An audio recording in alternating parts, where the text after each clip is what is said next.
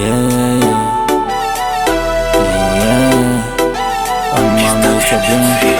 Ukuda chipotoro che amarula Yega masaka na kuti red lips Unorowa panchi reka na kuti dry Zvese zvaunoda bills on me Une body po, baby uri fine Kana kuona ndatadza kuzvizora Aiwa mwana une ora Hazvina basa chero ukandidya pay Uri mboma unodeserva madhora Nasi tiitise saka usanisire Wawa ukapera ine ndinotenga umwe Ngatitambe tese kusvika kwatorese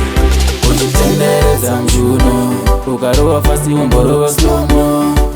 Sati ndamboona zvakadai Mari ndinobheja saka uya kuno Uchitendereza mjuno Ukarova fasti umborova slomo Sati ndamboona zvakadai Mari ndinobheja saka uya kuno Itakakushongonoka Itakakupombonoka Sunday uzi kuti unomfisi Pano tinofara tichirisa stress Tamsa chono ndakabata mchuno Uya kuno ngati uya kuno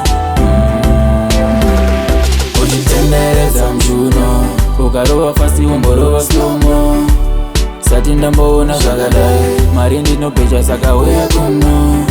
Uchitendereza mchuno Ukarova fasti umborova slomo Sati ndamboona zvakadai Mari ndinobheja saka uya kuno Ukuda chipotoro che amarula Yega masaka na kuti red lips Unorowa panchi reka na kuti dry Zvese zvaunoda bills on me Une body po, baby uri fine Kana kuona ndatadza kuzvizora Aiwa mwana une ora Hazvina basa chero ukandidya pay Uri mboma unodeserva madhora Nasi tiitise saka usanisire Wawa ukapera ine ndinotenga umwe Ngatitambe tese kusvika kwatorese Uchitendereza mjuno Ukarova fasti umborova slomo Sati ndamboona zvakadai Mari ndinobheja saka uya kuno Uchitendereza mjuno Ukarova fasti umborova slomo Sati ndamboona zvakadai Mari ndinobheja saka uya kuno